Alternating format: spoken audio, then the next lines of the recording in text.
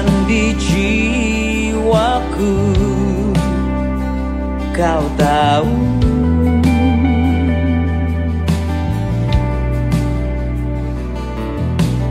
Menanggung apapun Kau sanggup. Oh, sumber pertolongan, padamu ku datang. Sumber kekuatan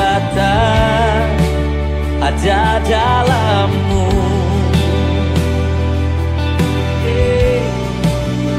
Yesus, Kaulah harapan, dan bersama-Mu ku aman.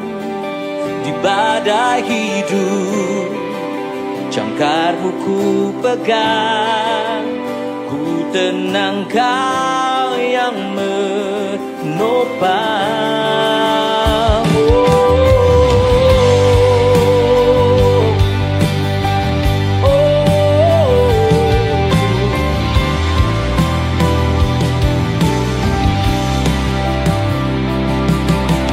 Beban di jiwaku Kau tahu. Oh Yesus, menanggung apapun Kau sanggup. Oh, Kau sumber pertolongan, padamu ku datang. Sumber kekuatan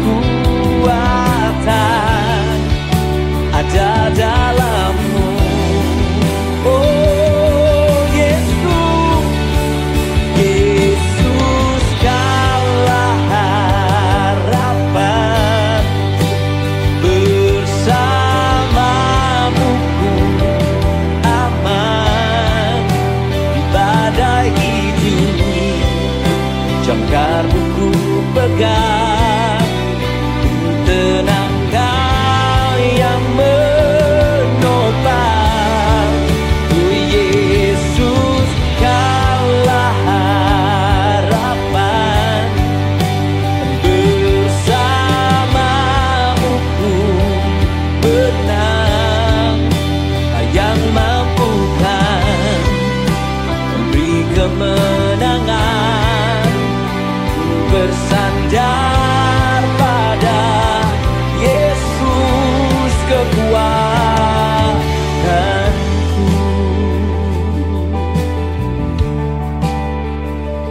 Kekuatanku hanya Yesus.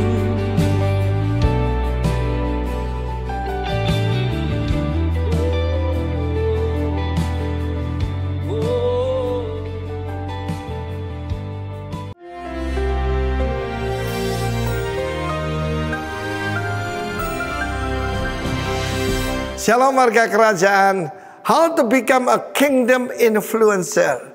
Pada minggu yang lalu saya ulangi sedikit, berbicara tentang seorang wanita Samaria yang ditemui Tuhan Yesus di sebuah yaitu sumur.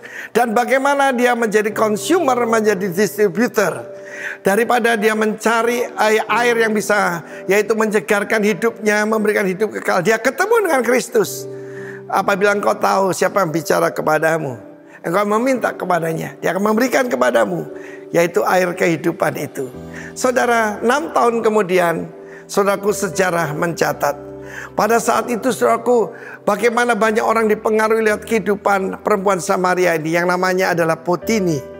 Dia punya 2 orang putra, Potinus yang dipanggil Victor, dan juga Yoses, dan 5 orang putri.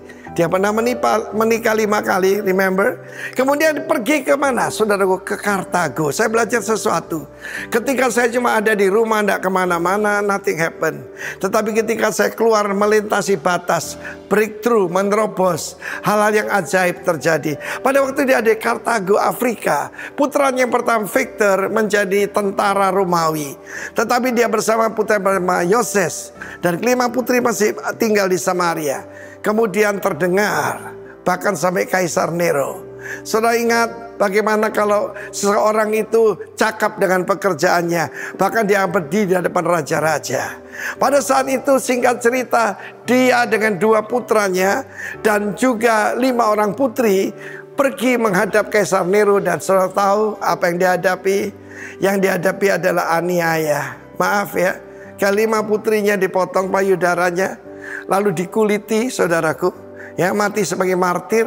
Dan pada saat itu yang disuruh mengawasi adalah putri Kaisar Nero sendiri, dan justru bertobat, dan namanya adalah Santa Domnina.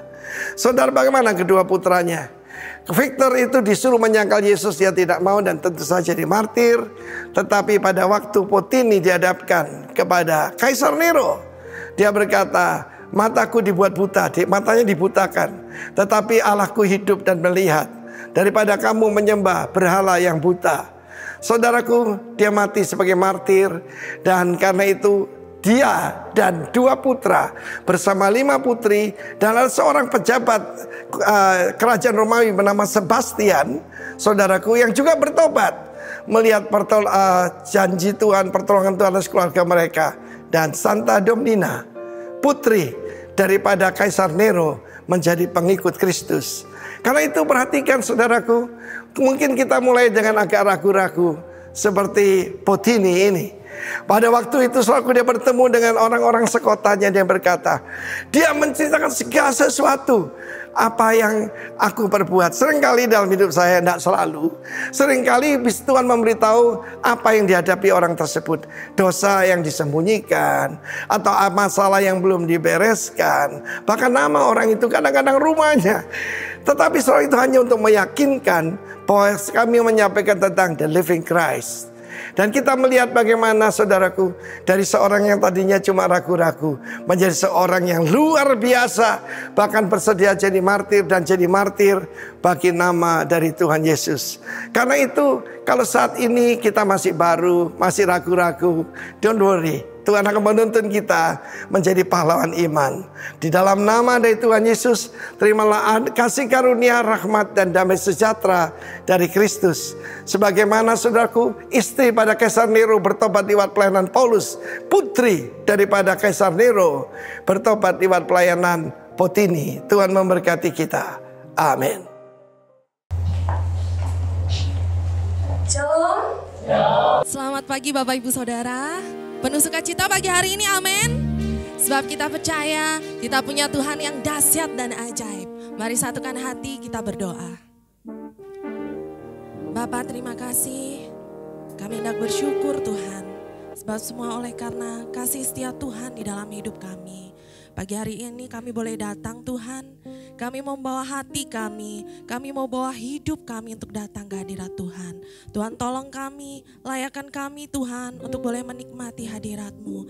Dan bawa kami pribadi lepas pribadi Tuhan, untuk boleh mengalami perjumpaan dengan Kau. Terima kasih Tuhan, di dalam nama Tuhan Yesus kami serahkan ibadah pagi hari ini. Amin.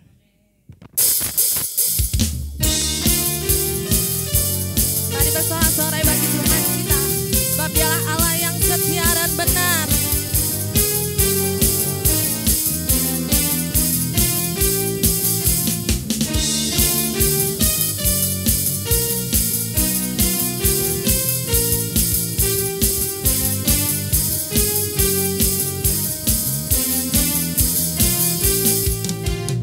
Aku kan bersuka karena kasih-Mu.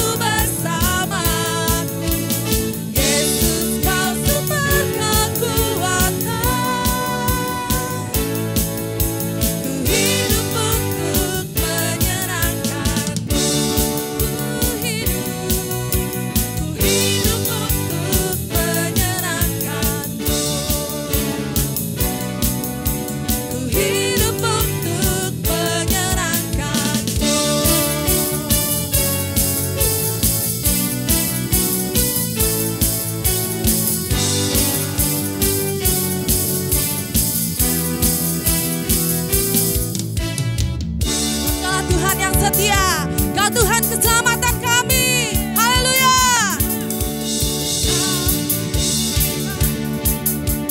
Kau kota bentengku, tak akan ku ragu. Kau menjamin hidupku. Kau keselamatanku dan Kau yang membelaku, tak akan ku takut. Kuasa-Mu di dalamku.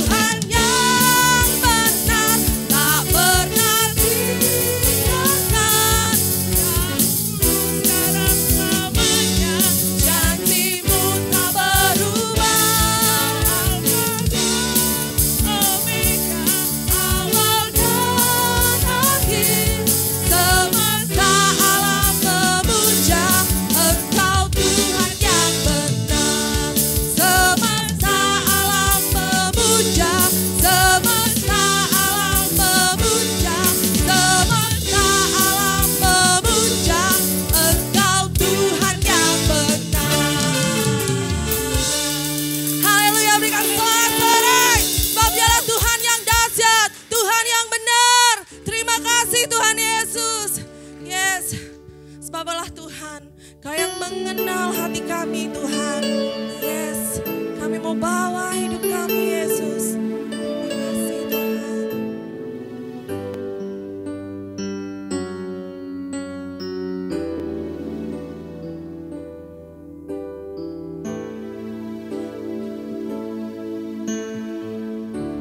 Kau mengenal hatiku,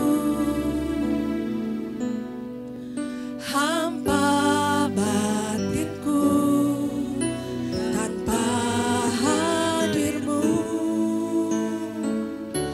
bawa daku mengalir, berlabuh dalam hangatnya kasih-Mu. Sejuta rasa di jiwa, rindukan peluk-Mu Bapa. Izinkan ku untuk menyembah dengan apa yang ku punya. Tiada yang lebih berharga, hanya pribadi-Mu Bapa. Biarkanlah ku menyembah, hatiku milik-Mu seutuhnya.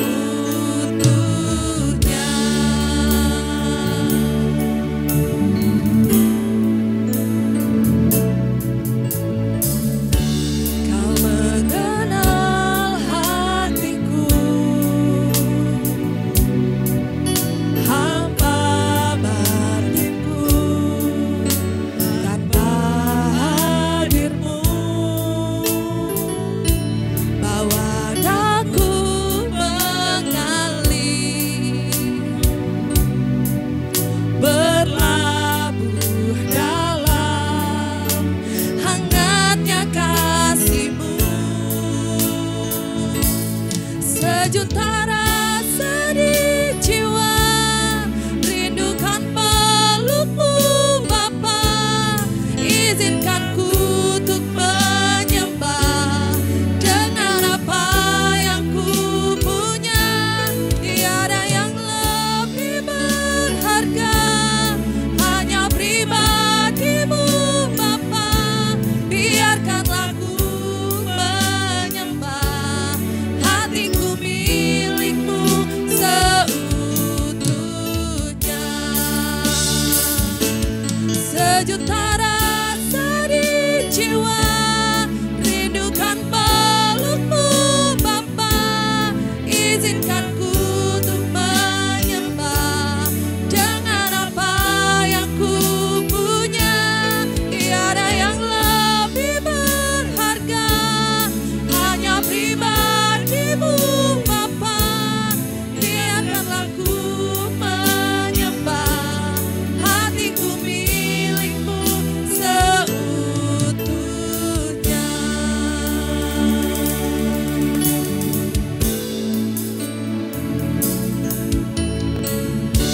Kau mengenal hatiku, hampa batinku, tanpa hadir-Mu, bawa daku mengalir, berlabuh dalam hangatnya kasih-Mu. Sejuta rasa di jiwa, rindukan peluk-Mu Bapa. Izinkan ku untuk menyembah dengan apa yang ku punya. Tiada yang lebih berharga, hanya pribadi-Mu Bapa. Biarkanlah ku menyembah, hatiku milik-Mu seutuhnya.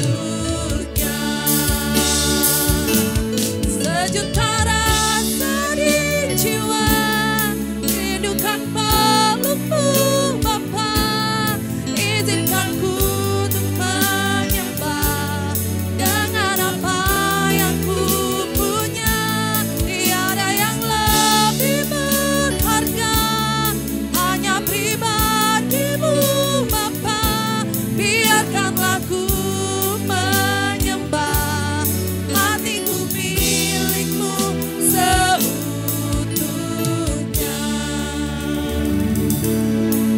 Sejuta rasa di jiwa, rindukan pelukmu Bapa. Izinkan ku untuk menyembah dengan apa yang ku punya. Tiada yang lebih berharga, hanya pribadimu Bapa. Biarkanlah ku menyembah, hatiku milikmu seutuhnya.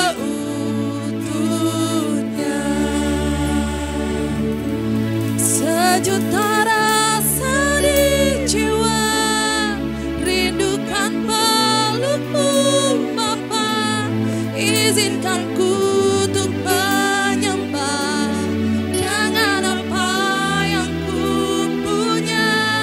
Tiada yang lebih berharga, hanya pribadimu Bapa.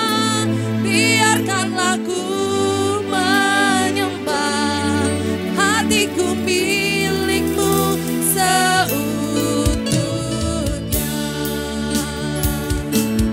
Sejuta rasa di jiwa, rindukan pelukmu Bapa. Izinkan ku untuk menyembah dengan apa yang ku punya. Tiada yang berharga, hanya pribadimu Bapa. Biarkanlah ku menyembah, hatiku milikmu seutuhnya. Sejuta rasa di jiwa, rindukan pelukmu Bapa. Izinkan ku untuk menyembah dengan apa yang ku punya. Hanya pribadimu Bapa. Biarkanlah ku menyembah, hatiku milikmu seutuhnya. Sejuta rasa di jiwa, rindukan pelukmu Bapa. Izinkan ku untuk menyembah dengan apa yang ku punya. Tiada yang lebih berharga, hanya pribadimu Bapa. Biarkanlah ku menyembah, hatiku milikmu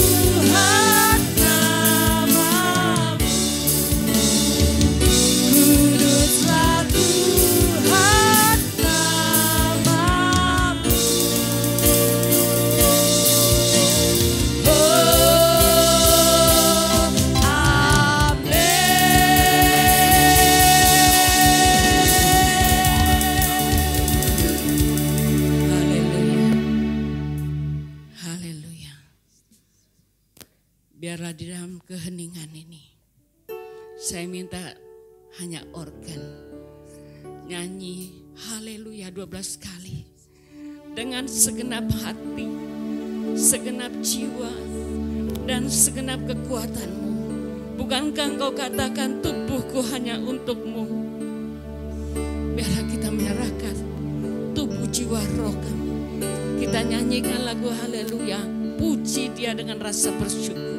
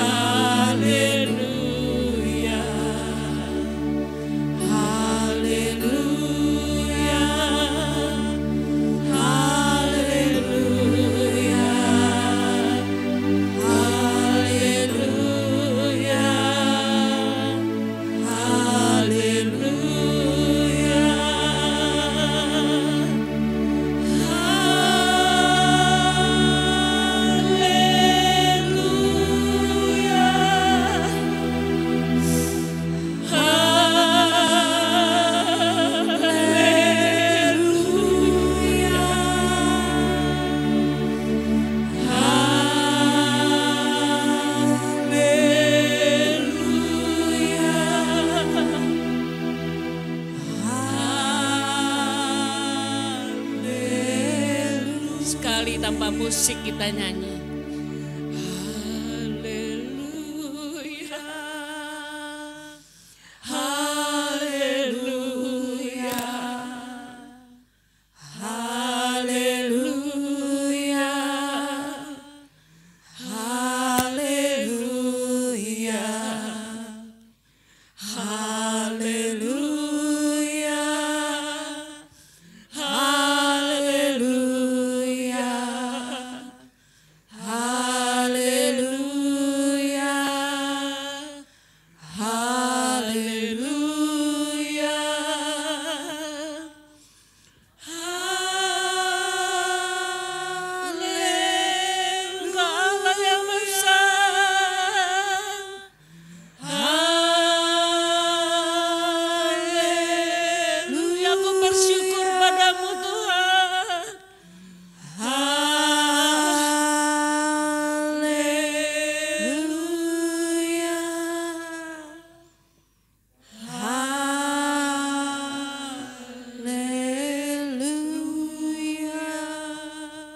kita diam dalam hadirat Tuhan.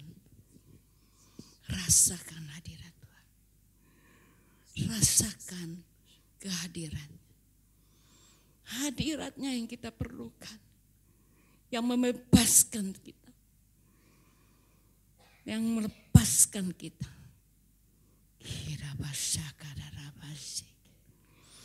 Jama-jama kami semua Tuhan. Jama kami semua Tuhan. Kami butuh Engkau. Kami butuh keajaiban-Mu. Kami butuh jamahan-Mu Tuhan. Rasakan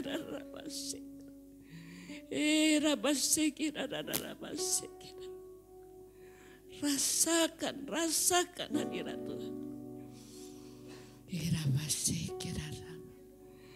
Biarlah saat ini dalam hadirat-Mu tidak ada kuasa-kuasa kegelapan, tidak ada roh-roh jahat yang bisa menguasai tempat ini. Karena sudah dipenuhi dengan hadirat Tuhan. Sehingga pada saat kami mendengarkan kebenaran firman Tuhan, kami bisa mencernanya dan melakukannya Tuhan.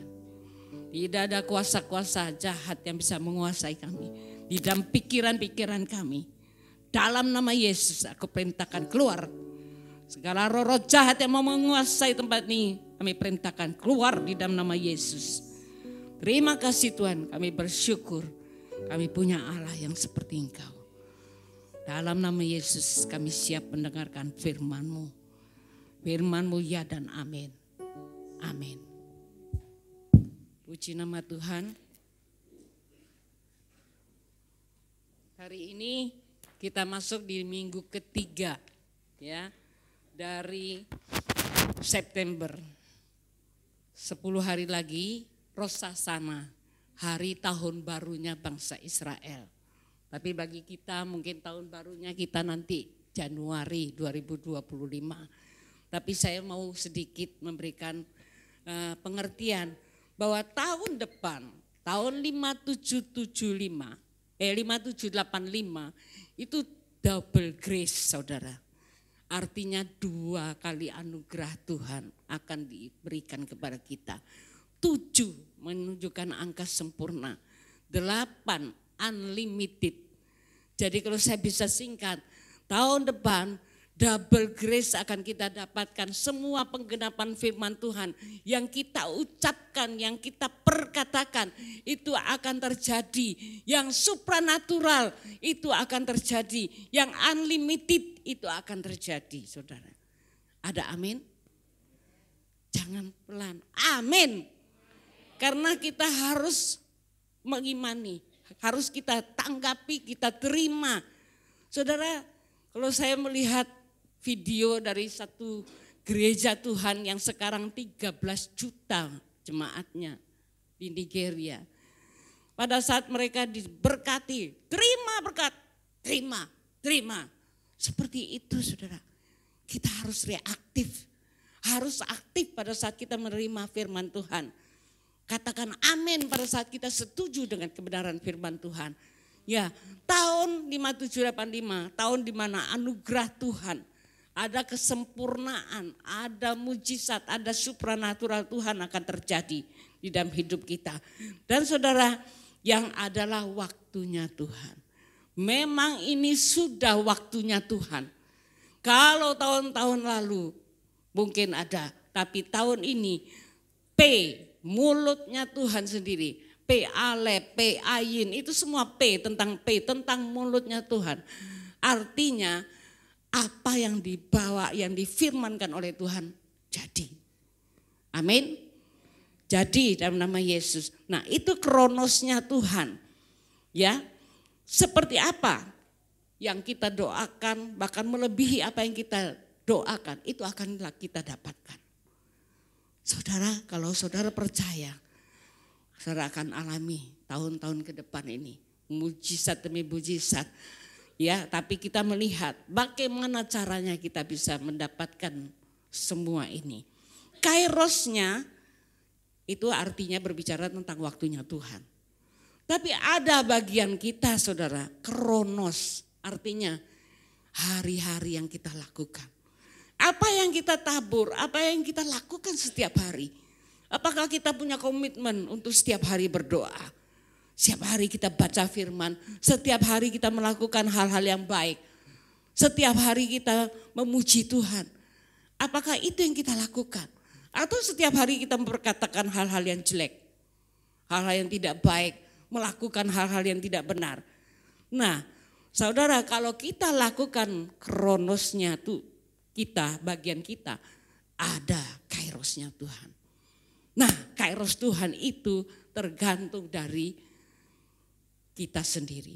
Dan waktu Tuhan itu tidak boleh terlambat, tidak boleh terlalu cepat. Jadi saudara harus minta, saya setiap hari minta, Tuhan, aku minta kairosmu. Aku minta kairosmu Tuhan. Saya tidak mau lewat dari kairos itu. Dan kita melihat kairos itu berbicara tentang apa? Lawatan, pemulihan, penyertaan Tuhan atas kuasanya. Apa yang menjadi saudara permasalahan kita? Sakit penyakit? Saya sudah umur 63, enggak ada sakit penyakit. Walaupun dikatakan ada keturunan kencing manis, saya tidak ada.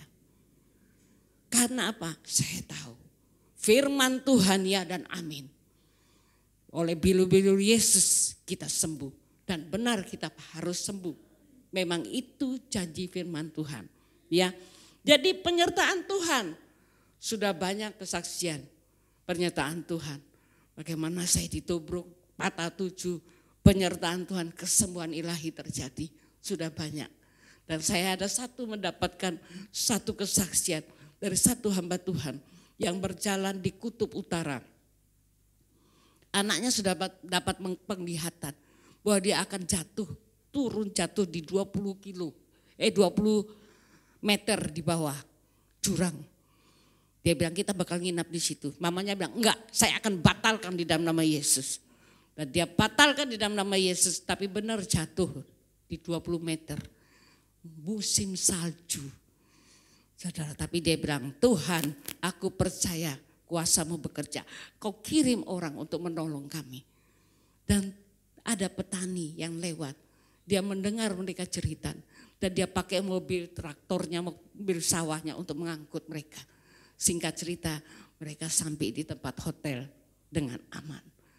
Tapi mereka soft, waktu jatuh itu 20 meter jatuh dengan indah. Enggak ada yang luka. Saya pernah kesaksian bagaimana suami saya waktu jatuh di 2 meter lebih, ada saksinya Cijen Pak Joko. Bagaimana mereka mengangkat, dia melihat itu di antara pohon-pohon mobilnya. Enggak ada yang rusak. Waktu saya dengar itu Tuhan katakan, itu mobilnya Tuhan. Karena memang saya dapat dari berita ingat yang puting beliung itu saya dapat. Satu-satunya di Sumbawa. Saudara, kalau saudara punya iman, sungguh-sungguh percaya akan firman Tuhan, ya dan amin pasti jadi. Tinggal kita mau melakukannya. Ayo kita sikapi firman Tuhan itu dengan yes, aku terima, aku pasti menerimanya, aku pasti mendapatkannya. Deklarasikan setiap hari. Ya, kairosnya Tuhan.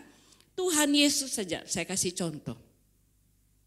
30 tahun dia mengikuti kairosnya, kronosnya. Sebagai apa? Sebagai tukang kayu.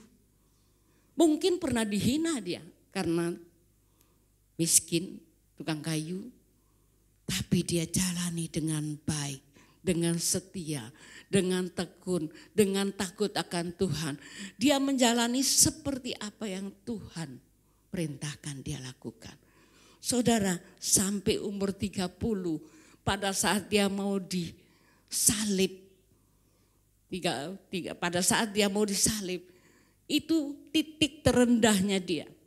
Di mana dia mau disalib, dia membayangkan dia bakal dirajam, bakal ditusuk oleh tombak, bakal disalib. Dia hampir gak kuat. Pada saat titik terendahnya, mulutnya yang keluar, Tuhan, jika engkau berkenan, lalukan ini daripadaku. Tapi biarlah kehendak-Mu yang jadi, bukan kehendak-Ku. Saudara, itu yang Tuhan inginkan. Kita bisa nyanyi gampang, hatiku punya-Mu Tuhan. Tapi apakah kita mau memberikan waktu kita yang terbaik untuk Tuhan? Apakah kita mau Tuhan korban untuk Tuhan? Saya benar-benar bahagia kalau lihat tim Natalan sungguh-sungguh bekerja dengan baik. Berkorban. Walaupun itu hilang malunya orang bilang. Tapi itu dilakukan untuk kemuliaan Tuhan dinyatakan. Ya. Tapi ini kita harus tunggu kairosnya Tuhan itu tidak gampang. Waktunya Tuhan itu tergantung dari kita. Dan waktu Tuhan itu hari-hari ini jangan sampai terlewat. Di tahun 2025 terus 7 tahun masa kelimpahan. Itu sudah banyak firman Tuhan janjikan. Dan kita mulai belajar untuk hidup sesuai dengan kehendak Tuhan. Ya, di situ dia sampai dikatakan di Lukas 22 ayat 44. Tuhan Yesus sangat ketakutan. Jadi dia masih manusia biasa waktu itu. Kalau dia mau menyalibkan, mau menyangkal untuk tidak melakukan kehendak Bapa, itu bisa. Tapi dia katakan, biar kehendak-Mu yang jadi. Aku mau Tuhan, walaupun aku takut, tapi aku berikan aku kekuatan. Sehingga pada saat dia menyembah sungguh-sungguh seperti titik-titik darah peluhnya itu. Tapi dia melakukan untuk Tuhan. Akhirnya dia dinaikkan menjadi raja di atas segala raja. Nah mungkin itu dikatakan, ya itu kan Tuhan Yesus diberikan kemampuan. Tapi saya katakan, saya kasih contoh, masih banyak hamba-hamba Tuhan yang di Alkitab itu menjalani semua kronosnya sampai akhirnya diangkat oleh Tuhan. Contoh seperti Daniel, seperti Daud, dia menjadi penggembala, akhirnya menjadi raja. Dengan dia memuji, menyembah Tuhan. Dan satu yang saya kasih berikan contoh, yaitu Yusuf. Kalau 2 bulan lalu saya khotbah tentang Abraham, Ishak dan Yakub. Allah Abraham, Allah Ishak dan Allah Yakub itu disebut terus. Baik perjanjian lama maupun perjanjian baru. Kenapa? Karena 3 ini kalau kita miliki ya seperti Yusuf nanti. Kemarin saya tidak teruskan karena khotbah terbatasi. Tapi Yusuf ini hasil dari Allah Abraham, Allah Ishak dan Allah Yakub. Masih ingat tentang khotbah saya itu? Allah Abraham, dia terima semua dari Bapa. Allah Ishak, dia terima dengan iman. Ya, lalu Allah Yakub harus mengalami apa yang dia alami dulu. Sebagai penipu ya diubahkan Tuhan. Makanya akhirnya Allah Yakub. Dikatakan diingatkan Allah Yakub tapi akhirnya dia diganti namanya dengan Allah Israel. Saudara, dari sini kita melihat Allah Israel, Allah Yakub. Allah Yakub, Yakub ini dulunya sebagai penipu. Allah Abraham, Abraham ini melakukan hal yang salah. Kita melihat di sini ya, ada turunan yang bahaya. Abraham melakukan pernikahan dengan Sarah, lalu dia mengambil Hagar, dia juga mengambil istri lagi sebagai istri keduanya Ketura. Turun ke Ishak enggak melakukan. Tapi Abraham pernah menipu dengan cara mengaku istrinya sebagai saudaranya. Lalu turun ke Ishak, Ishak pun melakukan yang sama.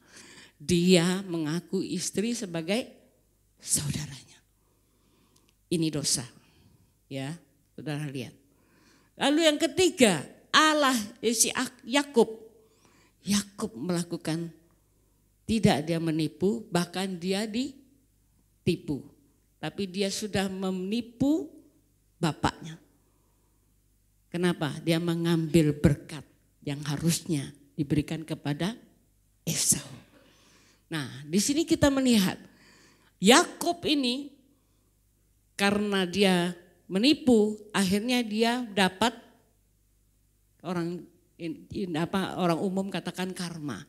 Tapi kalau saya bilang apa yang dia tabur, dia tuai. Karena dia tuai, dia ditipu oleh Laban 2 kali untuk mendapatkan Lea dan Rahel. Tapi saudara, di pasal kita melihat di sini. Di pasal Kejadian 30. Kejadian 30, ya. Nah, di situ dikatakan bagaimana ini siapa namanya Rahel, dia punya anak yang namanya Yusuf. Sejak itu Yakub memisahkan diri dengan berhala. Penyembahan berhala. Laban ini penyembahan berhala. Kenapa saya bisa tahu? Karena terafimnya dicuri oleh Rahel. Bahkan ditaruh di bawah pelananya supaya tidak ketahuan waktu dia curi. Tapi yang salah juga Yakub katakan apa? Kalau kamu ketahuan siapa mencuri, biarlah dia mati. Sungguh pada saat dia melahirkan anak yang kedua Benyamin, dia mati. Nah, di sini kita melihat itu ada seperti satu tali yang harus ditarik. Ya, Yakub menikah berapa? 4. Lea, Rahel dan budak mereka 2. Kalau di atas tadi Abraham berapa? 2. Ya. 3. Tapi ini jadi 4 sekarang. Saudara, itu dosa keturunan, itu kutuk keturunan, itu bisa berlipat ganda, saudara. Kalau saudara tidak putuskan di dalam nama Yesus. Saya ingat, saya punya mertua, itu punya istri banyak. Tapi saya beruntungnya, kami sudah mengerti kebenaran. Jadi kami sudah patahkan kutuk itu. Dan anak-anak kami sudah kami katakan bahwa itu anak-anak rohani kami. Sehingga mereka tidak jatuh di dalam dosa perzinahan. Kalau saudara misalnya tidak putus, bagaimanapun juga iblis akan cari cara. Akhirnya kamu jatuh. Ada satu kesaksian dari ibu rohani saya yang sudah meninggal. Dia itu didik mulai dari kecil seperti anaknya Linda itu. Anaknya Linda, Adi. Ya mulai kecil dia didik. Tapi sudah besar sampai kuliah selesai dia orang yang suka menyembah. Tapi tiba-tiba dia jatuh di dalam dosa perzinahan. Dia heran, dia protes sama Tuhan, ibu rohani saya ini. Kenapa Tuhan? Lalu Tuhan tunjukkan kepada dia. Ini loh kakeknya. Walaupun papa mamanya hamba Tuhan. Tapi ada tali di atasnya. 4 keturunan ke atas, 4 turunan ke bawah. Itu harus diputuskan. Baru dia langsung putuskan. Tapi sudah jatuh dalam perzinahan. Tapi dia bisa lepas dari itu. Ya saudara, banyak kita dengar kesaksian hamba-hamba Tuhan yang akhirnya jatuh dalam perzinahan. Kenapa? Tidak ada putuskan kutuk-kutuk itu. Ya, saya sering katakan harus putuskan. Nah, di sini kita melihat Allah Yakub. Si Yakub ini secara jasmani dia kan namanya Yakub. Terus dia mau keluar. Waktu dia disuruh keluar dan suruh kembali kepada daerah asalnya, kan otomatis ketemu dengan Esau. Kalau dia sudah mendengar suara Tuhan, harusnya dia sepenuhnya percaya kepada Tuhan. Tapi karena dia masih aslinya dulunya itu orang yang penuh tipu daya, dia juga mau menyogok dengan cara mengutus utusannya di depan sendiri, bawa binatang-binatangnya yang banyak, supaya pada saat Esau tanya, itu punya siapa? Oh ini punya hambamu Yakub, supaya luluh hatinya dengan harta. Tapi ternyata begitu dengar itu punyanya Yakub, Esau datang dengan 400 orang. Jadi di sini kita melihat Yakub ketakutan pada saat dia mendengar utusannya berkata demikian. Saudara, kita melihat di sini satu lagi. Yakub di masa dia masih pakai akalnya, masih pakai pikirannya, Tuhan tidak menolong. Kadang Tuhan membawa kita sampai ke titik terendah kita, baru dia angkat kita. Pada saat kita bilang, yes Lord, aku enggak bisa apa-apa. Hanya Engkau yang sanggup Tuhan mengubah semuanya. Pada saat itu baru Tuhan turun tangan. Nah demikian juga dengan Yakub. Saat dia ketakutan itu, dia bergumul dengan malaikat Tuhan. Dia bergumulkan, dia bilang, jangan lepas, aku enggak akan lepaskan engkau sampai engkau memberkati aku. Kalau saya secara pribadi, saya suka berdoa. Saya secara pribadi, saya tahu bergumul itu artinya kita berdoa sampai kita menang. Pray until something happen. Dan saya mengalami banyak keajaiban. Dengan berdoa yang tidak mungkin sepertinya, aduh kenapa ya sepertinya enggak mungkin. Tapi saya berdoa, pertolongan itu tepat pada waktunya. Saudara, kalau kita hanya berdoa, terima kasih ya Tuhan, Engkau sungguh Allah yang baik, kami bersyukur punya Allah seperti Engkau. Setannya enggak takut. Enggak akan takut ya. Saya pernah dengar kesaksian satu hamba Tuhan pada saat kita berdoa di tempatnya ruang menara doa dulu. Dia sekarang enggak di gereja kita. Tapi dia bilang, aku lihat setannya duduk di situ ketawa-ketawa. Kita berdoa loh, dia bisa ketawa-ketawa. Sedangkan saya pernah pergi ke tempat satu namanya, tempatnya yang banyak kelelawar itu, saya pergi ke sana. Satu teman saya, satu kakak dengan saya, dia bilang gini, itu setan dia terus C. Di mana dia? Oh di batu itu, saya pergi, dia langsung terbang. Pergi dia. Dan sungguhan kejadian ada orang jatuh tapi tidak apa-apa. Coba kalau ada dia di situ, pasti dia buat orang meninggal atau apa. Karena saya tahu sendiri, saya salah tidak bawa hak SIM saja, tiba-tiba Tuhan izinkan. Dia tidak bisa bela kita. Karena apa? Ada celah. Saya 2 minggu lebih atau 3 minggu lebih barusan ini kejadian. SIM saya hilang. Tapi saya sejahtera, saya bilang Roh Kudus, Engkau tunjukkan di mana. Aku tahu itu antara di rumah atau di toko sudah. Dan selanjutnya, tiba-tiba saya mendadak mau ambil Honda. Roh Kudus langsung ngomong, hati-hati, ada celah. Oh iya, enggak jadi. Saya bilang, aku antar saya. Kemana? Ke pasar. Atau kadang-kadang saya bilang, ayo kita jalan kaki ke sana.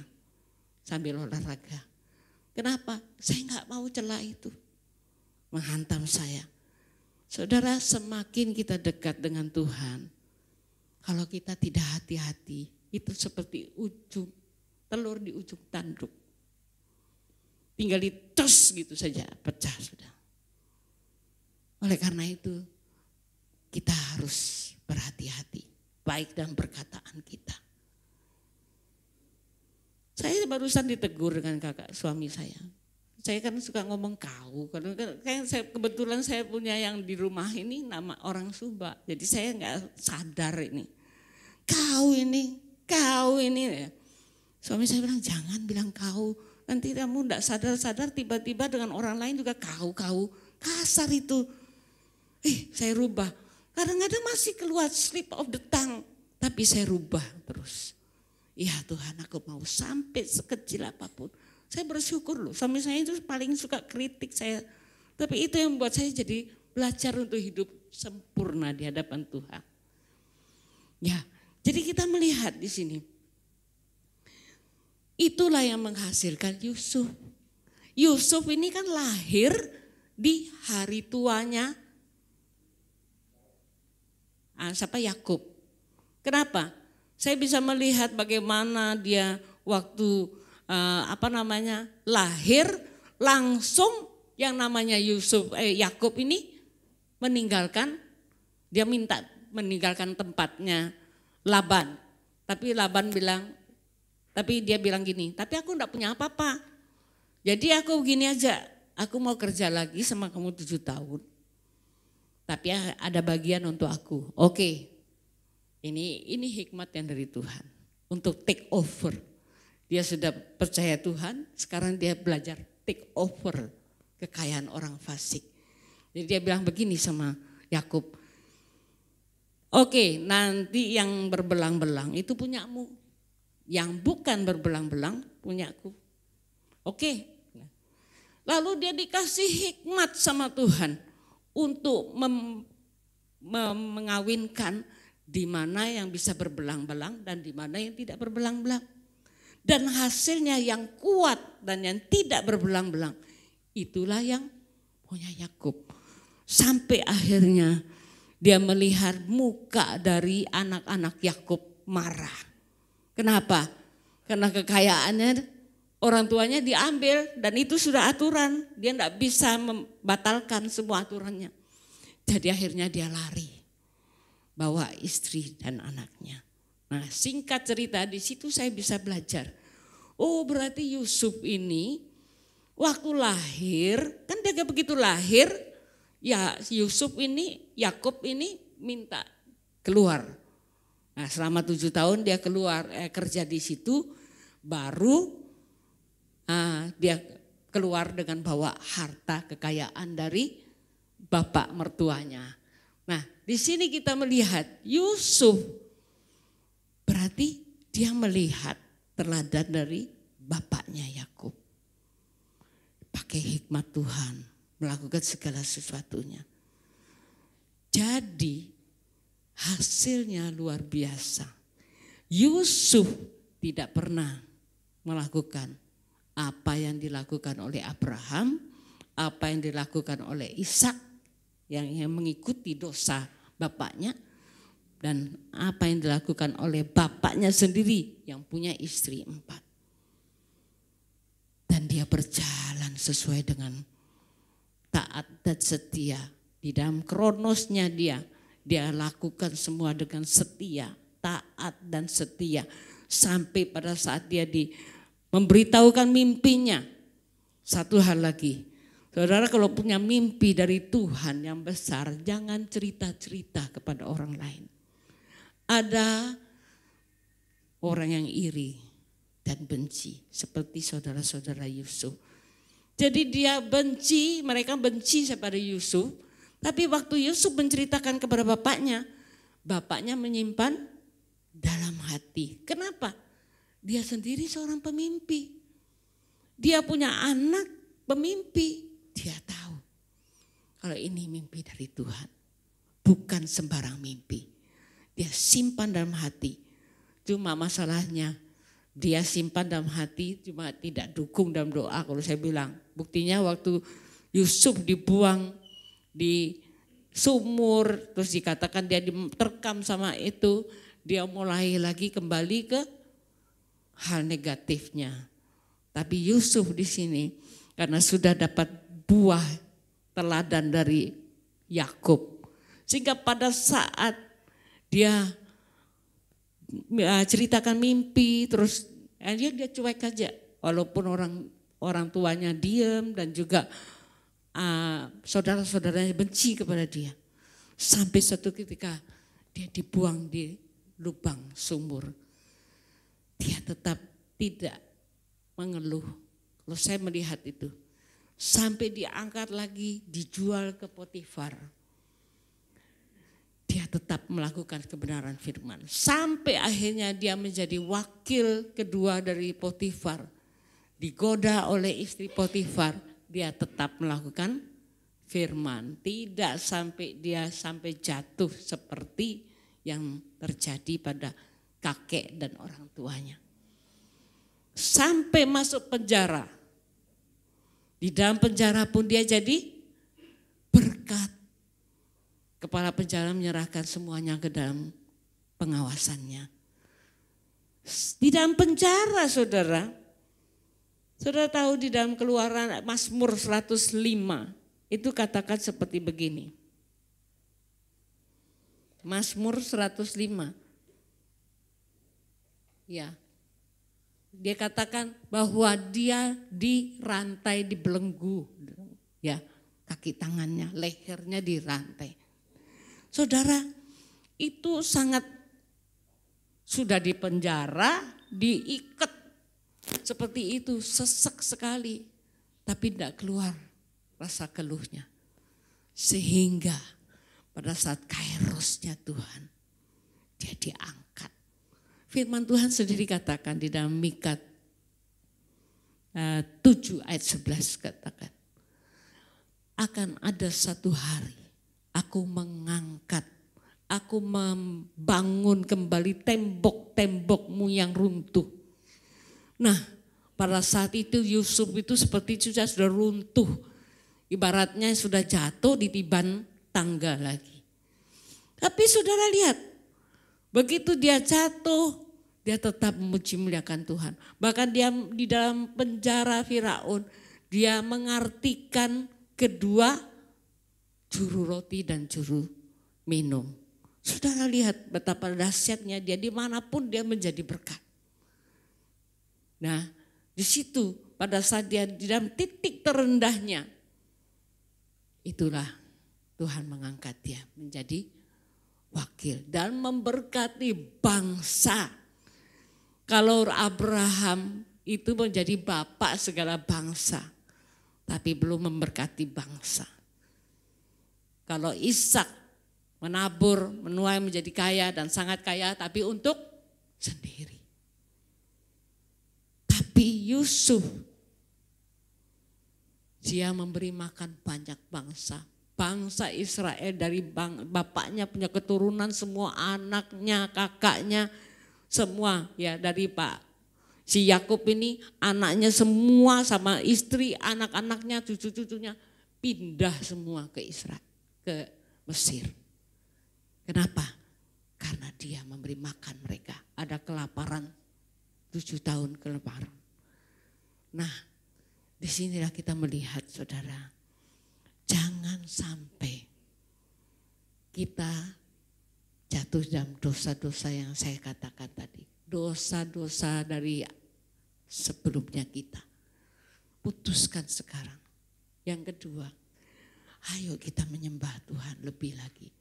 Hari-hari ini jangan lewatkan kairosnya Tuhan. Karena kairos Tuhan tidak bisa dimundur, tidak bisa diperdulukan. Saudara masih ingat kisah bagaimana 38 tahun dari seorang lumpuh di Betsaida. Bagaimana dia cuma duduk diam di situ. Dia mau maju pada saat air kolam bergolak, sudah kedahuluan orang. Tapi waktu kairosnya Tuhan, Tuhan datang. Kamu mau sembuh? Iya Tuhan, saya mau, tapi aku mau lari ke sana, belum lari sudah didahulu orang lain. Dia bilang, angkatlah tilammu.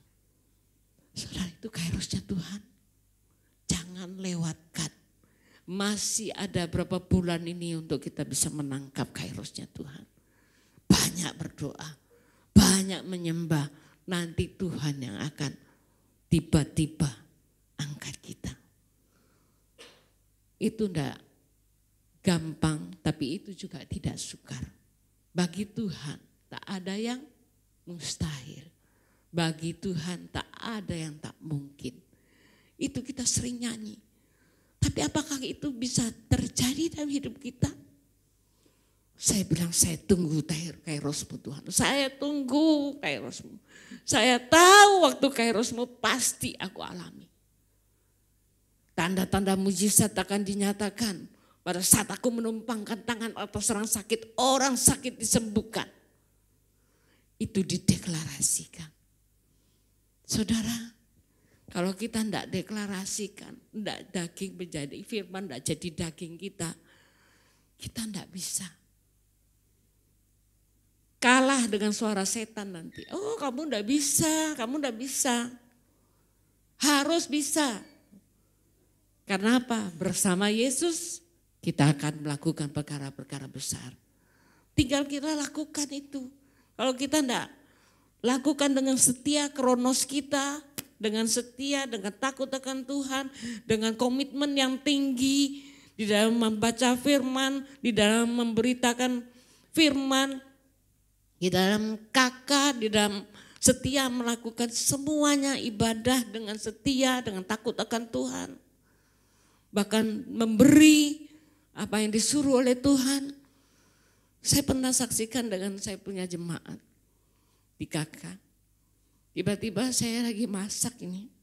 Makanan yang hari itu mau saya makan.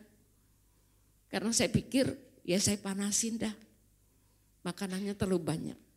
Tiba-tiba Tuhan bilang gini, kamu kasih ke sebelah. Saya kaget, ya Tuhan. Jadi sudah panas ini saya bawa. Saudara, saya sampai nangis. Saya melihat mereka makan. Nasinya banyak, ikannya enggak ada. Jadi waktu saya kasih, dia bilang gini, Nyonya ini seperti malaikat. Nyonya datang kok tepat waktunya. Kadang-kadang saya hanya tiba-tiba Tuhan katakan, kasih dia uang. Saya kasih sedikit, 50.000, tapi bagi dia cukup besar. Kadang kita ini belajar peka sampai di situ. Banyak orang butuhkan pertolongan. Walaupun kita melihat kita masih ada beban, masih ada apa. Tapi saya belajar taat untuk melakukan yang baik. Belajar taat, jangan jemu-jemu berbuat baik, kata Tuhan. Karena pada saatnya, pada saat engkau tidak menjadi jemu, maka engkau akan mendapatkan pahalanya. Kairosnya Tuhan itu akan datang. Ya, jadi kita belajar di sini. Ingat, yang pasti kalau Tuhan mau menaikkan seseorang, semakin tinggi Tuhan naikkan, akan semakin rendah dia bawakan kalian. Kalau saudara merasa hari-hari ini saudara tenang-tenang saja, kita harus recheck. Berarti saya belum dibawa Tuhan untuk betul-betul menjerit kepada Tuhan dengan segenap hati, segenap jiwa. Tapi kalau saudara dibawa rendah sekali, seperti Yakub, dia sudah nggak bisa, mau pertolonganku dari mana? Jadi dia bilang, pertolonganku hanya darimu. Ya, jadi dia waktu nyanyi itu sungguh-sungguh, dia bergumul sungguh-sungguh, dia menang, baru dia datang. Dan pada saat dia maju ketemu dengan Esau, itu dia tersungkur 7 kali. Saya yakin itu dia menyembah Yesus. Dia menyembah sampai dia melihat Esau seperti Allah. Dan Esau langsung diubahkan. Tadinya dia mungkin dengan hati yang membara. Aku mau bunuh sudah adikku ini. Waktunya aku bunuh dia. Karena dia sudah menipu aku dengan berkat yang dia curi dariku. Tapi pada saat dia lihat si ini datang dengan tersungkur di depannya dia. Dia melihat Tuhan. Esau melihat Tuhan. Yakub juga melihat Tuhan. Sehingga pada saat itu dia katakan, aku melihat wajahmu seperti aku melihat Tuhan. Ya, itu menyembah. Tersungkur di kaki Tuhan. Saya sekarang banyak belajar menyembah, baik melalui Pak Kris, ya Pak Kris Manusama itu luar biasa itu. Dan kita melihat dari hamba-hamba Tuhan yang dia sampai berdoa 8 jam sehari dari pendeta miskin di Nigeria. jadi pendeta kaya di dunia. Kenapa? Dia kasih makan semua jemaatnya setiap kali datang. Setiap kali datang ibadah itu pulang tidak ada yang lapar. Dan waktu hamba Tuhan ini kasih tahu saya, dia khotbah, saya dengar, dia bilang, yang di sana itu satu hari 1000 ekor. Bukan kambing, bukan ayam, sapi dipotong untuk makan jemaatnya. 3 kilo kali 3 kilo gerejanya. Ada 2. Satu yang 1 kilo kali 1 kilo. Ada yang 3 kilo kali 3 kilo. Jadi waktu mau menelusuri itu mereka naik mobil, tunjukkan kepada saya. Saya juga ikut nonton YouTube-nya. Tunjukkan ini loh, ini gereja ini. Dan hamba Tuhan, jemaat-jemaat yang dulunya miskin. Yang dulu jual jagung jadi punya pabrik jagung. Karena diajar untuk menabur. Ya, itu punya iman seperti itu, punya pabrik jagung. Indra. Nah, seperti itu. Saya begitu mendengar, saya bilang, Tuhan, saya mau. Saya mau, Tuhan. Punya rasa haus dan lapar akan Tuhan. Itu yang akan mengubah saudara punya mindset. Ini mindset yang dipikirkan perkara-perkara yang di atas. Dan saya terus berdoa, saya bilang apa yang saya pikirkan yang perkara-perkara di atas. Ya seperti itu. Jadi kalau kita belajar untuk sungguh-sungguh sama Tuhan, nanti Tuhan akan bawa sendiri. Berserah, gelinding wae katanya Pak Dr. Yusak. Gelinding maksudnya apa maunya Tuhan? Tuhan aku mau menurut sesuai dengan kehendak-Mu. Ya, jadi seperti itu saya belajar. Bagaimana Yakub yang sudah mendengar Tuhan tapi dia masih pakai akal-akalnya. Nah, kita belajar untuk sepenuhnya taat untuk mendengar kebenaran firman Tuhan. Jangan sampai kita belok dari semua arahan Tuhan. Kita ini kayak naik kereta api. Kereta api yang sampai tujuan ke surga. Saya sering dengar hamba Tuhan yang jadi gembala saya dulu seperti itu. Setiap stasiun-stasiun jangan kamu turun. Setiap stasiun berhenti kamu tetap di situ. Apa artinya? Setiap kita berhenti ada stagnasi sedikit tapi tetap lurus. Tujuan kita itu ke surga. Tujuan kita itu. Untuk supaya benar-benar tidak sampai kita menyimpang ke kiri dan ke kanan. Ya, kita belajar itu. Mari kita nyanyikan lagi satu lagu yang tadi, haleluya. Kita menyembah sungguh-sungguh. Kita rasakan hadirat Tuhan.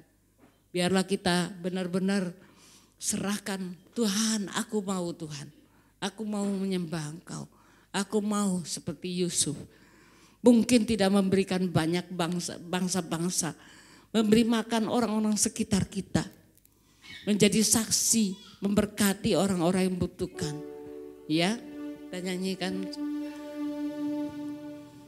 Haleluya. Mari kita berdiri, kita respon. Haleluya. Haleluya.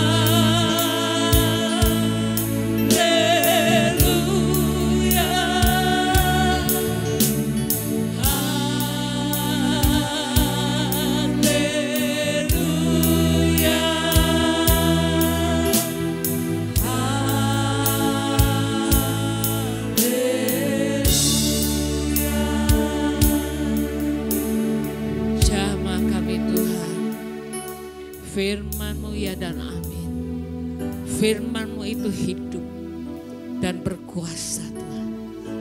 Kalau kami menerimanya dengan iman, maka kami akan menjadi seperti Engkau. Bahkan lebih seperti Engkau Tuhan. Karena kami akan melakukan perkara-perkara ajaib yang seperti apa yang Kau lakukan. Bahkan lebih lagi. Firman-Mu sudah mengatakannya. Kami akan melakukan perkara-perkara ajaib lebih dari yang Kau lakukan Tuhan. Karena Engkau di bumi sangat terbatas Tuhan. Tapi Roh-Mu yang luar biasa tidak terbatas.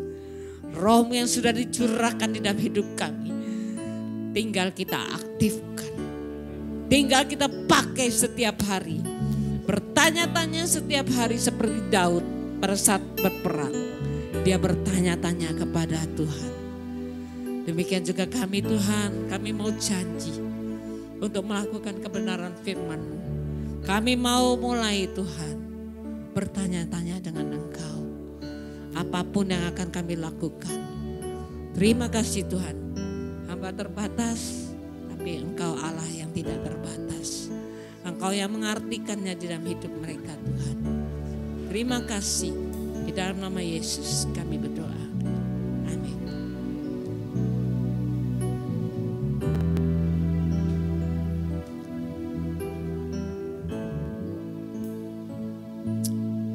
Haleluya. Terima kasih firman-Mu yang sungguh memberkati kehidupan kami. Meteraikan semua firman-Mu Tuhan dalam kehidupan kami. Kami percaya firman-Mu lah yang memampukan kami menjalani hari-hari kami ke depan. Terima kasih Kau sampai hari ini Kau selalu bersama kami. Firman-Mu Engkau sudah sampaikan pada kami detik pagi hari ini. Kami percaya hari-hari ke depan. Haleluya. Engkau tetap Allah yang sama.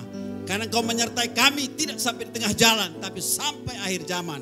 Oleh sebab itu, pagi hari kami berdoa, Tuhan Yesus, buat bangsa dan negara kami ini. Kami percaya bangsa Indonesia ada di hati Tuhan. Kami percaya Indonesia dipimpin oleh Roh Allah sendiri. Roh yang takut akan Tuhan ada di bangsa kami. Tuhan berkati semua pemerintahan kami, baik Bapak Presiden dan seluruh tim yang ada, bahkan kepala-kepala daerah yang ada. Tuhan berkati mereka, jadikan mereka semua roh takut akan Tuhan, sehingga mereka bisa mengelola bangsa ini, sehingga seluruh masyarakatnya boleh menikmati berkat Tuhan yang kami cintai, Indonesia ini. Oleh sebab itu kami bersyukur hamba-Mu Bapak Joko Widodo sebentar lagi dia tinggalkan tugasnya. Tapi kami percaya dia akan support yang selanjutnya, yaitu Bapak Prabowo dan Bapak Gibran Raka Buming Raka. Terima kasih tanggal 20 Oktober dilantik. Kami percaya keamanan Tuhan jamin. Karena Indonesia disayang oleh Tuhan. Kami bersyukur Tuhan. Karena semua doa-doa kami bukan Tuhan mendengar, tapi Tuhan pasti menjawab doa-doa kami. Kami bersyukur semua itu buat Kota Sumbawa. Terima kasih perhatian Tuhan, penyertaan Tuhan, berkat Tuhan begitu dahsyat. Sekali lagi untuk pemilihan nanti kepala-kepala daerah, kami percaya campur tangan Tuhan di 38 provinsi selalu nyata, sehingga semuanya boleh berjalan sesuai tuntunan pimpinan Tuhan sendiri. Kami bersyukur semua itu Tuhan Yesus. Terima kasih buat pagi hari ini. Kami juga mau memberi persembahan pembangunan. Tuhan, gereja kami butuh tempat yang permanen atau gedung gereja. Kami mohon campur tangan Tuhan. Berkati hamba-Mu yang Tuhan percayakan sebagai ketua pembangunan, Bapak Wandi. Kiranya kerjasama yang baik dengan Bapak Gembala dan tim yang ada untuk memikirkan dan terus berdoa sampai apa yang kami doakan menjadi kenyataan. Kami butuh tempat ibadah yang permanen. Terima kasih Tuhan, berkati hamba-hamba-Mu yang Tuhan percayakan di tim pembangunan ini. Kami memberi persembahan dengan penuh sukacita, demikian persembahan umum. Kami percaya Roh Allah ada di hati kami, memberikan yang terbaik. Dalam nama Yesus kami berdoa. Amin. Tuhan berkati.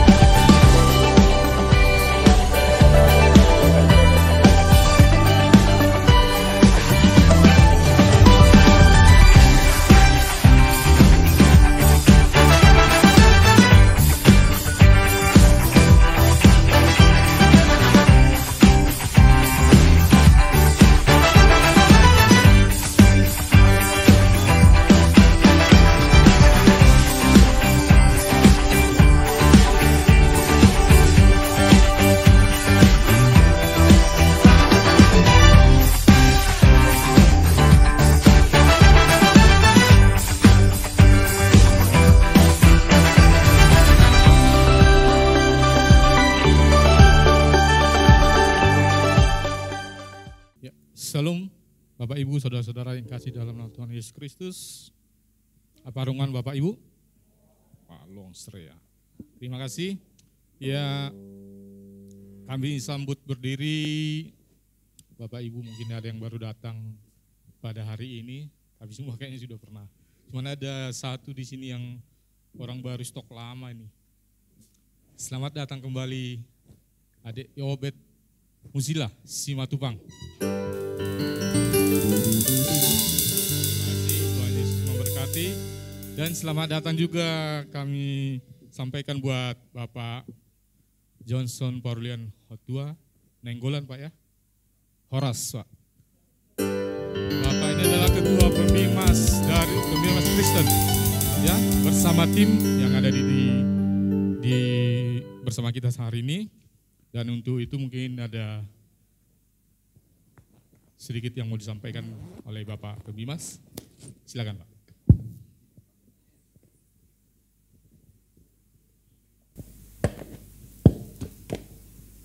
Shalom Bapak Ibu, kami sungguh bergembira bisa ikut beribadah pada hari ini. Terima kasih kepada Bapak Gembala, Bapak Pendeta Rudi yang memberikan kesempatan kepada kami untuk berbicara di tempat ini, memberikan sapaan kepada jemaat, memberikan motivasi kepada jemaat. Bapak Ibu yang terkasih di dalam nama Tuhan, perkenalkan, nama saya adalah Johnson Paulian Hotua, saya pembimas yang baru di Nusa Tenggara Barat. Ini adalah penugasan saya yang pertama keluar daerah setelah sebelumnya selama 17 tahun saya bekerja di kantor pusat. Ya, selama 17 tahun saya menjabat sebagai kepala subbagian hukum. Ya, semua SK Sinode, SK gereja, SK yayasan, SK sekolah, saya yang terbitkan. Termasuk juga permasalahan-permasalahan hukum, karena ternyata Bapak Ibu di dalam perjalanan pelayanannya, gereja juga tidak rentan dengan masalah-masalah hukum. Kita bersyukur, dan ini adalah bulan keempat, ya, memasuki bulan keempat bagi saya untuk masa kerja saya di Nusa Tenggara Barat. Tentu harapan kami adalah kehadiran kami tentu dapat menjadi berkat dan berdampak bagi semua orang.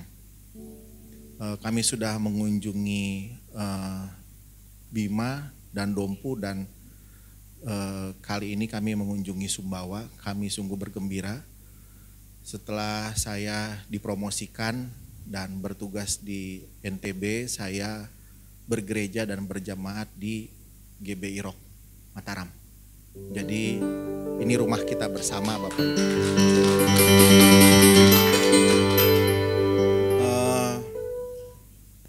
Sesuai dengan tema besar kita ya, leading as influencer, blessed to be fruitful, ya. Bagaimana menjadi pemimpin yang berdampak, bagaimana kita diberkati untuk memberkati, diberkati untuk berbuah. Ya, pesan yang ingin kami sampaikan ialah bertumbuhlah di gereja di mana saudara Bapak Ibu ditanam. Setialah di dalam pelayanan di mana Tuhan sudah menempatkan Bapak Ibu untuk berjemaat di situ. Hormatilah para pemimpin gereja, doakan para pemimpin gereja. Karena sesungguhnya para pemimpin gereja, para gembala, para pengerja juga adalah manusia biasa. Ya, sehari-hari mereka melayani Bapak Ibu Saudara, sehari-hari mereka mendoakan Bapak Ibu Saudara, tapi dukunglah pelayanan mereka, doakanlah mereka agar mereka senantiasa memiliki komitmen yang kuat di dalam pelayanan. Saya di sini tidak sendiri, di belakang pemimpin ada orang-orang hebat. Saya mohon kedua staf saya berdiri. Ada Bapak Menurut Bali, ya, ada Bapak Menurut Bali, jangan dulu duduk dong, belum disuruh duduk. Ada Bapak Menurut Bali, jika Bapak Ibu butuh data-data soal gereja, data-data soal yayasan, data-data perkembangan pelayanan, silakan hubungi Bapak ini. Kemudian ada Ibu Surya Zai, data-data mengenai guru, data-data pendidikan se-Nusa Tenggara Barat. ada di ibu ini, ya. Dukung kami Bapak Ibu untuk senantiasa bisa berkarya di dalam Tuhan dan melayani Bapak Ibu lebih baik lagi. Ya. Silakan duduk. Kembali tadi ya Bapak Ibu ya. Dalam kunjungan saya kali ini ke tengah-tengah jemaat di tempat ini, bagaimana kita semua adalah pemimpin. Ya. Setidak-tidaknya kita memimpin diri kita sendiri. Setiap hari kita diperhadapkan pada keputusan yang sesuai dengan kebenaran firman Tuhan, atau justru kita mengedepankan kedagingan kita. Bapak Ibu yang terkasih di dalam Tuhan, saya membuka ayat emas pada hari ini terambil dari 1 Petrus 4 ayat yang ke-8. Tetapi yang terutama kasihilah sungguh-sungguh seseorang akan yang lain, sebab kasih menutupi banyak sekali dosa. Apa yang mau saya bagikan kepada Bapak Ibu, di dalam gereja, di dalam jemaat perlu ada keunitian. Perlu ada kesatuan hati. Sehebat-hebatnya program pelayanan, kalau tidak ada kesatuan hati, program pelayanan itu tidak akan berjalan. Ya. Kami berdoa agar gembala di tempat ini diperlengkapi oleh Tuhan, ya. Pelayanannya berdampak, jiwa-jiwa semakin ditambahkan, dan tentu kita bukan hanya berdampak di dalam internal jemaat, tetapi juga bagi orang-orang di sekitar kita. Ya. Ketika saya membuka Instagram Bapak Ibu, ternyata di Nusa Tenggara Barat ini masih banyak yang buta huruf. Ya. Buta huruf itu dekat dengan kemiskinan.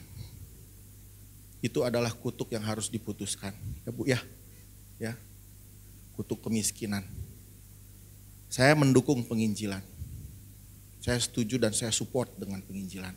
Tapi jangan lupa, ada persoalan-persoalan kontekstual di tengah-tengah masyarakat yang juga harus kita lihat bersama. Salah satunya apa? Salah satunya buta huruf ini. Ada orang-orang yang tidak membaca. Ada orang-orang yang tadi ya Bu ya, masih berada hidup di bawah garis kemiskinan. Ya. Siapapun itu, tidak harus dia seorang pelayan yang diangkat secara resmi oleh gereja, tapi siapapun itu yang menjadi anggota jemaat tempat ini harus memiliki kepekaan terhadap orang-orang di sekitarnya. Ya, milikilah iman yang berkarya, milikilah iman yang mampu melakukan terobosan-terobosan. Kita adalah umat Tuhan yang sudah ditebus, dan tentu ketika kita sudah ditebus, kita tidak hidup di bawah roh ketakutan. Ya, tapi kita senantiasa hidup berkarya. Tidak harus selalu berkhotbah Bapak Ibu. Ya. Karena khotbah yang paling nyata ialah melalui sikap dan perbuatan kita. Firman Tuhan mengatakan bahwa kita adalah surat-surat Kristus yang terbuka. Semua orang bisa melihat kita. Tidak ada pelita yang ditaruh di bawah gantang, ya. Tapi semuanya ditaruh di atas kaki dia. Supaya semuanya bisa melihat terang itu dan merasakan terang itu. Maju dan terus berbuahlah di dalam Tuhan, ya. Doakan kami para pelayan untuk bisa melayani Bapak Ibu lebih baik lagi, lebih heran lagi, ya. Milikilah keunitian, kesatuan hati, dan teruslah berdampak bagi orang-orang di sekitar. Terakhir saya mau angkat pujian, bisa ya?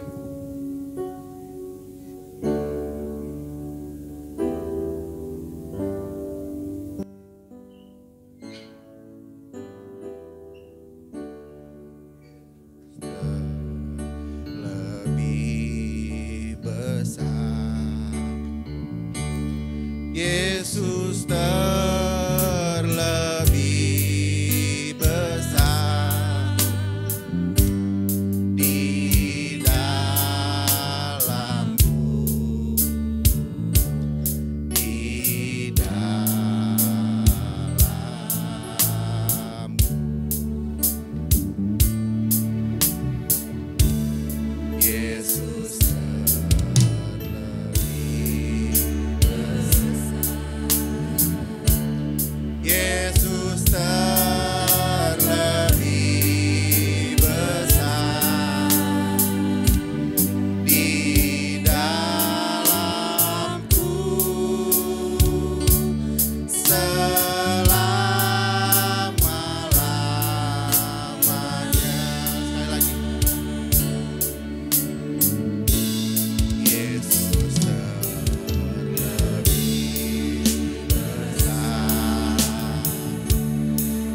Yesus terlebih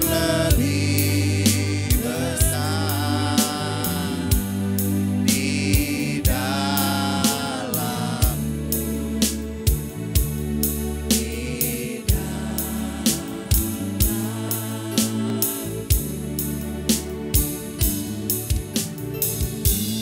Yesus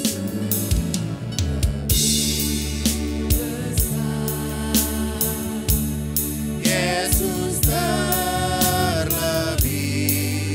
besar di dalamku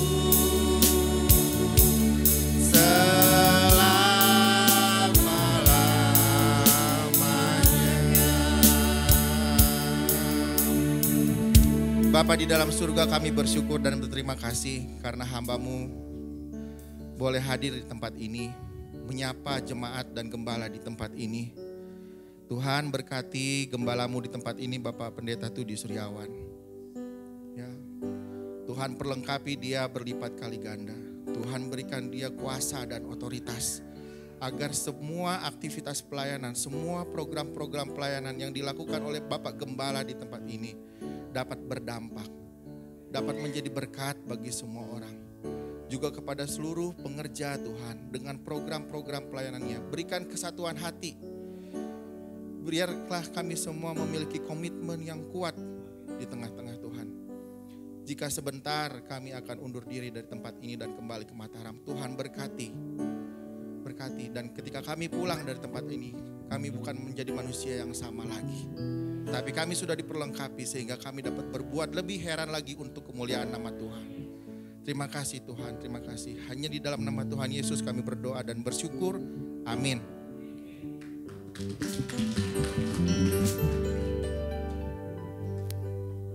Ya, terima kasih buat Bapak Johnson.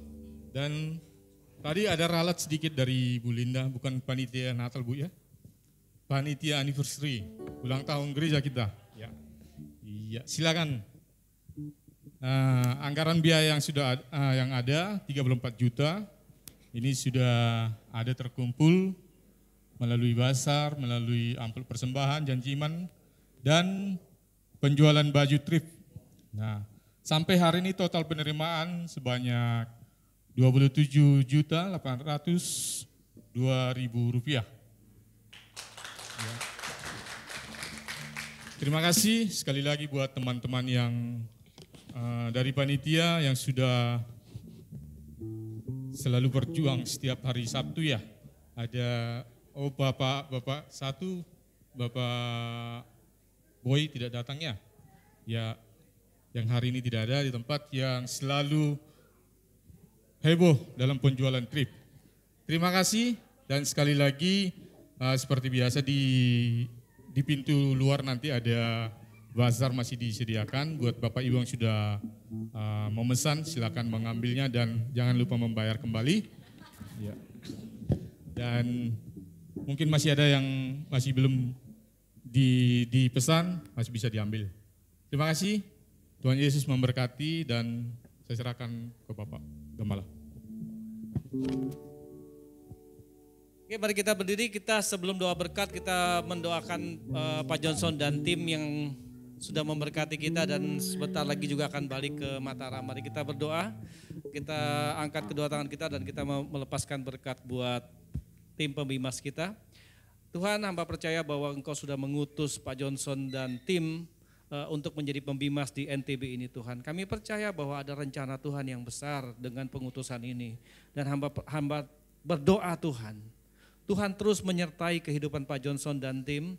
Tuhan terus memberikan kemampuan dan hikmat untuk menangkap apa yang menjadi kairos Tuhan dalam penugasan ini Tuhan. Sehingga apa yang menjadi kehendak Tuhanlah yang terjadi di dalam pengutusan ini. Dan hamba juga berdoa memberkati keluarganya, memberkati istri, anak, dan keluarga-keluarga semua yang menyertai Tuhan.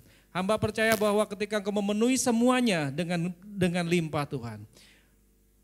Apa yang menjadi fokus daripada Pak Johnson adalah melakukan menjadi kehendak Tuhan di dalam kehidupannya. Dan hamba berdoa Tuhan, sebentar lagi tim ini akan balik ke Mataram. Tuhan memberkati perjalanan mereka, Tuhan Tuhan melindungi hingga tiba di tempat dengan selamat. Di dalam nama Tuhan Yesus. Kekasih-kekasih Tuhan, angkatlah kedua tanganmu dan terimalah berkat daripada Bapa, Putra, dan Roh Kudus di dalam nama Tuhan Yesus Kristus. Tuhan memberikan kerelaannya untuk kita dapat melakukan kronos kita di dalam Tuhan. Kita dapat menangkap, Roh Kudus sudah diberikan dalam hidup kita sehingga kita dapat menangkap kairos yang Tuhan sudah tetapkan terjadi di dalam kehidupan kita. Sehingga hidup kita menjadi berkat dimanapun kita berada, di rumah tangga, di masyarakat, di dalam pendidikan, dalam pekerjaan, dimanapun kita berada, hidup kita menjadi berkat dan berbuah di dalam nama Tuhan Yesus. Bagi Bapak Ibu yang percaya menerimanya, katakan, Tuhan Yesus memberkati kita semua.